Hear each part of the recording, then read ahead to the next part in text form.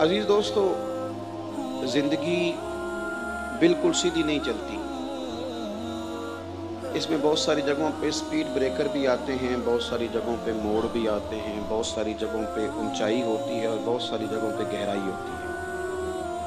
اللہ تعالیٰ نے مد و جزر انسانی زندگی کا حصہ رکھا ہے، لیکن اس مد و جزر کے ساتھ ساتھ جو فلسفہ ہے وہ یہ ہے کہ تم نے کام اچھے کرتے رہنا ہے۔ جو مقصود ہے تمہارا دنیا میں آنے کا کہ تم نے خیر کا کام کرنا ہے، بھلائی کا کام کرنا ہے، اچھائی کا کام کرنا ہے، یہ کام تم نے کرتے رہنا ہے۔ پہلے تو ہم اس طرح کرتے ہیں کہ ہم اپنی زندگی اپنے ارد گرد کے تقاضوں کے مطابق گزارتے ہیں، شریعت کے تقاضوں کے مطابق نہیں گزارتے، الا ماشاءاللہ۔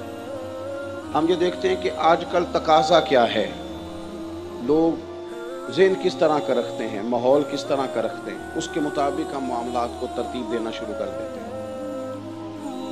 لوگوں کا مزاج اور مائنڈ سیٹ یہ بھی تبدیل ہوتا رہتا ہے وقت کے ساتھ۔ سب سے پہلے تو طے کر لیں کہ میں نے کوئی روز کی بنیادوں پر کوئی نہ کوئی بہترین عمل ضرور کرنا ہے، اس کو طے کریں۔ آپ دیکھیں کہ نبی پاک صلی اللہ تعالیٰ علیہ وسلم نے جن لوگوں کی تربیت فرمائی تھی، ان لوگوں نے از اول تا آخر جو طے کیا نا، اس کی انہوں نے ڈیوٹی کی پوری۔ ہمارا یہ مسئلہ ہوتا ہے کہ ہم اپنا کام توجہ سے نہیں کرتے اور دوسرے کا کام پوری توجہ سے دیکھتے ہیں۔ ہمارے ملک کا سب سے بڑا مسئلہ نہ قانون کی بالادستی کا ہے، نہ ہمارے ملک کا سب سے بڑا مسئلہ معیشت اور معاشرت کا ہے۔ ہمارا سب سے بڑا مسئلہ یہ ہے کہ ہم اپنے کام کے ساتھ مخلص نہیں، کسی کے نہیں، اپنے کام سے۔ جو بندہ جو کام کر رہا ہے نا وہ صحیح کر کے کرے، اپنی ڈیوٹی۔ چلیں ایک مثال دیتا ہوں آپ کو میں، یہ مسجد کی تعمیر کرنے والا اگر اس کو صحیح کر کے تعمیر کر دے، بس وہ اپنا کام صحیح کرے، تو جتنے لوگ اس میں نماز پڑھیں گے ان سب کے لیے آسانی ہو گئی، ان کے لیے آسانی ہو گئی۔ کپڑا بنانے والا صحیح بنائے تو لوگوں کے جسم کے ساتھ وہ کپڑا انہیں راحت پہنچائے، سینے والا اگر صحیح کر کے سی دے تو سوسائٹی میں لوگوں کو کوئی جوڑا زیادہ دیر تک اس کے اندر وقت گزارنے کا موقع مل جائے۔ ہم اپنا اپنا کام صحیح کرنے لگ جائیں تو لوگ سکون میں آ جائیں۔ ہم چاہتے ہیں کہ سامنے والے کے کام میں دخل اندازی کریں، تو ٹھیک کر، بھئی تو اسے رہنے دینا۔ نبی پاک صلی اللہ تعالیٰ علیہ وسلم نے صحابہ کرام علیہم رضوان نے جب پوچھا تھا نا کہ قیامت کب آئے گی، وہ ایک تفصیل ہے بخاری میں اس حدیث کی، اس تفصیل میں نہیں جاتا، تو عرض کی حضور قیامت کب آئے گی؟ فرمایا جب امانتوں کو ضائع کیا جائے۔ تو عرض کی یا رسول اللہ اس کا معنی کیا ہے؟ تو نبی پاک علیہ السلام نے فرمایا جب عہدہ اس کو دیا جائے جو اس کا اہل نہ ہو، نااہلوں کے پاس جب عہدے آئیں گے تم قیامت کا انتظار کرنا۔ جو لوگ جس منصب پر ہیں جب وہ کام ہی نہیں کریں گے، ایک تو اپنا کام توجہ سے کرنا ضروری ہے، آپ جو کام بھی کرتے ہیں اس میں دیانتداری کا مظاہرہ کریں، اس کو صحیح کر کے کریں اور کرتے رہیں۔ حضرت موسیٰ کلیم اللہ علیہ السلام، صوفیاء نے اس روایت کو لکھا ہے، بالخصوص مکتوبات 2 صدی میں بڑے خوبصورت انداز میں موجود ہے۔ حضرت موسیٰ علیہ السلام کو نا اللہ کی طرف سے ایک حکم ہوا کہ اس بستی میں جو سب سے نیک آدمی ہے نا اسے ڈھونڈ کے لائے۔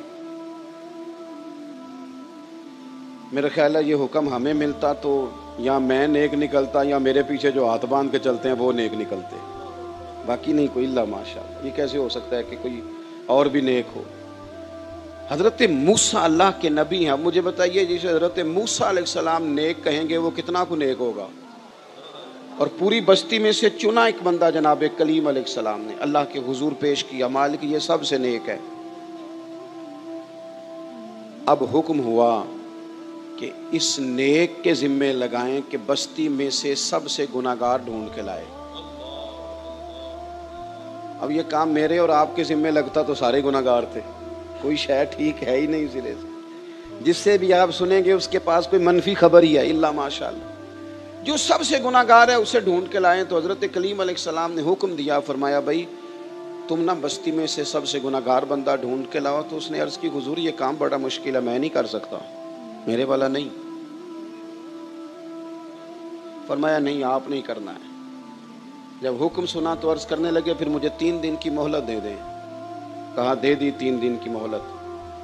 3 दिन एक साले आदमी एक गुनाहगार को ढूंढते रहे। साले आदमी, जाने कब मार दे कोई मुझे जालिम करके, शहर का शहर मुसलमान बना बैठा है। यहाँ तो बहुत सारे लोग होते हैं जो मर्जी किसी के लिए कह देते हैं। तो फरमाया कि आप ढूंढें। अब वो नेक आदमी गुनाहगार ढूंढ, ये भी कभी कभी होता है, कभी कभी ना ऐसा भी होता है। वो गुनाहगार बंदा ढूंढने का हुक्म आ गया, वो ढूंढ रहे हैं। 3 दिन बीत गए, 3 रातें बीत गई। अब वो वक्त आ गया गुनाहगार पेश करने का। उन्होंने पेश क्या किया? अपने गले में रस्सी डाली, अपने गले में रस्सी डाली और हजरत कलीम के हाथ में थमा के अर्ज की, हुजूर कुछ लोगों के गुनाह मेरी नज़र में आए थे, पर मुझे सिर्फ उनका शक था कि ये गुनाह इसने किया होगा। सिर्फ शक था, लोगों का शक था, पर मेरे जो हैं वो तो मुझे पक्की याद है ना कि मैंने किए। लिहाजा इस बस्ती में ना सबसे गुनाहगार मैं ही हूँ। बस अदल करें थे फिर थर थर कंबन, जे अदल करें थे फिर ते थर थर कंबन।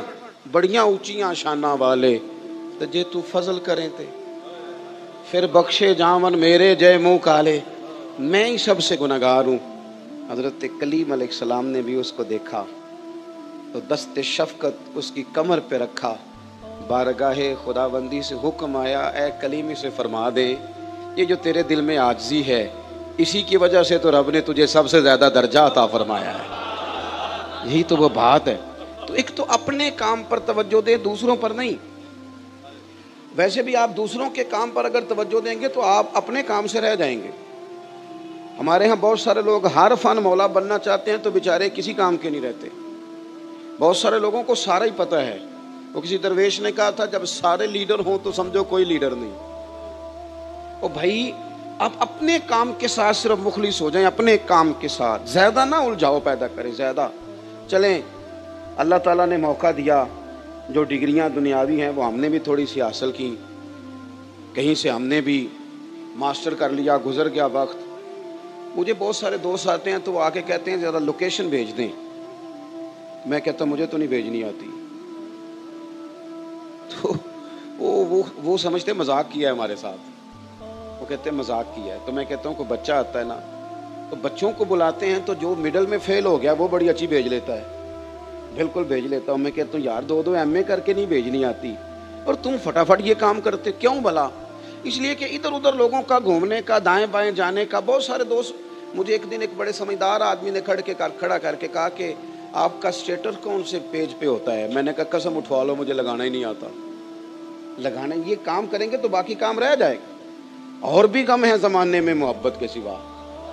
आप अगर यहाँ उलझ गए तो असल काम कौन करेगा? ये करने वाले बहुत सारे लोग हैं, वो कर रहे हैं, लेकिन हम उन कामों में उलझ जाते हैं जो ढेर सारे बेमाना और बेमकसद हैं। हम एक दूसरे को स्टेटस में देखेंगे वो बंदा किस तरह का है। खुद दुआ करो रब रसूल की बारगाह में स्टेटस बेहतर हो जाए, वहाँ कोई करम नवाजी हो जाए। ये किन चक्करों में पड़ गए लोग? बस इधर की हवा चली, कौम सारी उधर ही हो गई। तो एक तो अपने काम पर तवज्जो दें जो आपका असल काम है। आप अपने काम पर तवज्जो दें, अपने काम पर। हमें डॉक्टर से दवाई चाहिए, फतवा नहीं, वो हम मुफ्ती साहब से लेंगे। हमें मुफ्ती साहब से फतवा चाहिए, नुस्खा नहीं, वो हम डॉक्टर साहब से लेंगे। जो काम जिसका काम उसी को। हमारे यहाँ हर बंदा ना, वो मेरी एक अजीज़ा बीमार हैं कई दिनों से, उनको एक साहब ने कहा कि छो डॉक्टरानू उसी हकीम की दवाई खाओ, और 2 दिन खाई है उन्होंने। अब वो डॉक्टर कह रहा है वापस हकीम के पास ही ले जाओ, मेरे वाला काम नहीं। तो मैंने उनसे कहा कि आप हर एक का मशवरा क्यों कबूल करते हैं? हर बंदे के पास 2-4 नुस्खे हैं, जो आता है 2-4 नुस्खे दे जाता है। आप कभी किसी डॉक्टर के पास जाएं, वो सबसे पहले आपका ब्लड प्रेशर चेक करता है। उन्होंने एक लाइन खींची होती है, उसके साथ वो लिखते हैं ब्लड प्रेशर कितना है। फिर वो आपसे पूछते हैं कि आपको शुगर तो नहीं। फिर वो आपसे कई चीज़ें पूछने के बाद नुस्खा तजवीज़ करते हैं। लेकिन जो आपको मुंह ज़बानी नुस्खा देने आया वो कोई शय भी नहीं पूछता। वो कई तो इतने डाढ़े हैं वो बना के भी ले आते हैं, कहते हैं खिला के भी जाना है। वो भी इस तरह नहीं करें। आप अपना काम करें जो आपका असल काम है। ये जिसका है वो कर लेगा। ہر بندہ جب ہر کام کرنے لگتا ہے تو کوئی کام بھی ٹھیک نہیں ہوتا. تو ایک تو اپنا کام کریں اور دوسرا یہ کہ اسے کرتے رہیں. آپ اپنا کام, نماز فرض ہے نا, بیماری میں بولیے, جنگ میں, بندہ سفر میں ہو تو چلو شریعت نے کہا تجھے بڑی جلدی ہے, تو بڑی آزمائش میں ہے, تو سفر میں ہے, تو 4 فرضوں کے 2 پڑھ لے, پر پڑھنی پھر بھی ہے. معافی والی بات ہے نا. یا اللہ بیمار ہیں اور شریعت تو بڑی مہربان ہے, فرمایا وہ رحم کرتے ہیں نا, کھڑا نہیں ہو سکتا تو بیٹھ جا, بیٹھ نہیں سکتا تو لیٹ جا, پر پڑھنی, جو کام کرنا ہے وہ کرنا ہے. یہ کیا بات ہوئی مجھے دکھ آ گیا تھا ذرا تو میں اپنے اصل کام سے رہ گیا. اور بھائی آ جاتے ہیں دکھ, زندگی میں آ جایا کرتے ہیں. آپ اپنی زندگی میں مشن بنائیں, پھر اس پر ڈیوٹی کریں. دکھ بھی آتے رہیں گے, سکھ بھی آتے رہیں گے, تعریف بھی ہوتی رہے گی, تنقید بھی ہوتی رہے گی, محبت بھی ہوتی رہے گی, اظہار بیزاری بھی ہوتا رہے گا. اپنا کام نہیں چھوڑیں, مقصد والا کام شروع کریں, پھر اسے کریں, پھر چلتے رہیں.